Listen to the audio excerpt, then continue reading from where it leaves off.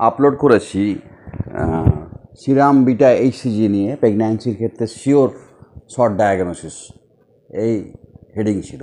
তো অনেকের প্রশ্ন দিয়েছে আমাকে যে আপনি তো কোনো ভ্যালু বললেন না, প্যারামিটারগুলো বলছেন না, আমরা বুঝবো কীভাবে? তো এক্ষেত্রে উত্তরটা হচ্ছে এক একটা ল্যাবরেটরিতে ভ্যালু এক একটা হয়, অতএব সেটা একজ্যাক্ট বলা মুশকিল।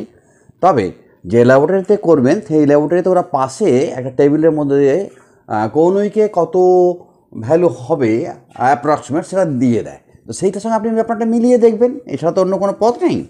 তবে এর থেকেও ভালো পথ হচ্ছে, ভালো ওয়ে হচ্ছে আপনি যদি সিরিয়ালি বিটা আইসিজিটা করতে থাকেন 2 দিন বাদ বাদ বা 3 দিন বাদ দিয়ে দিয়ে, এবং যদি দেখেন সেটা লাফিয়ে লাফিয়ে বাড়ছে, বাচ্চার এক্সাম্পল মনে রাখবেন, বাচ্চারা হয়ে পর খুব স্পিডে গ্রোথ হয়, তার খুব তাড়াতাড়ি বাড়তে থাকে, সেরকম বিটা আইসিজিও ইমপ্ল্যান্টেশন হওয়ার পর প্রত্যেক 2 দিন বাদে বাদে ডবল হয়ে যায় বা নিয়ার ডবল হয়ে যায়।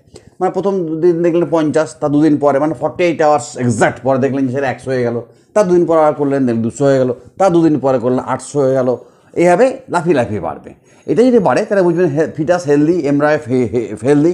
যদি না হয় তাহলে বুঝবেন আনহেলদি, এবং সেক্ষেত্রে আপনাকে কনসার্ন থাকবে, গাইনির সঙ্গে যোগাযোগ করতে হবে। আর যদি উল্টোটা হয়, ধরুন আজকে দেখলেন 200, তারপরের দিন দেখলেন 175, তারপরের দিন দেখলেন 150, এভাবে কমছে, অথবা না কমলেও খালি একটা স্ট্যাগনেন্ট জায়গায় দাঁড়িয়েছে 200তেই, তাহলে বুঝতে হবে কিন্তু আপনার এমব্রায়ো বা ফিটাস ভালো কন্ডিশনে নেই। মোস্ট প্রবাবলি এটা হয়তো অন্য জায়গায় প্রেগন্যান্সিটা রয়েছে, মানে টিউবের মধ্যেই রয়েছে, আর মধ্যে ইউটারাস আসতে পারেনি। সেক্ষেত্রে ইমিডিয়েট সার্জারি দরকার, আদারওয়াইজ ফিটাস তো মারা যাবেই, তার সাথে সাথে মায়েরও প্রাণ সমস্যা হবে। কারণ ওটা যদি বাস্ট করে পেটের মধ্যে, তাহলে ইনফেকশন হয়ে পেরিটোনিয়াইটিস হয়ে মায়ের জীবন সংশয় হয়ে যাবে। সেক্ষেত্রে সিরিয়াল বিটা আইসিজি করার এই একটা বিরাট সুবিধা যে আপনি চট করে আর্লি ক্যাচ করতে পারেন যে এটা হয়েছে একটু প্রেগন্যান্সি, তাহলে সেক্ষেত্রে ডাক্তার মেজারমেন্ট নেবে। এখন অবশ্য অনেক ভালো ভালো ওষুধ বেরিয়েছে, এক্সপার্ট গাইনি ওষুধ দিয়ে সেটা কন্ট্রোল করতে পারছে। তো সেটা দেখে নিন কোনটা করবে। আর কাট অফ ভ্যালু তাও বলে দিচ্ছে আপনাকে, যদি 25 মিলি ইন্টারন্যাশনাল ইউনিট মিলি আইইউ পার এমএল থাকে তাহলে বুঝতে পারবেন আপনার প্রেগন্যান্সি শিওর। আর যদি 5-এর নিচে থাকে 5 মিলি আইইউ, তাহলে বুঝবেন আপনার প্রেগন্যান্সি হয়নি। এইটুকু দিয়ে এগিয়ে যান, তারপর বাকি ডাক্তার করবে।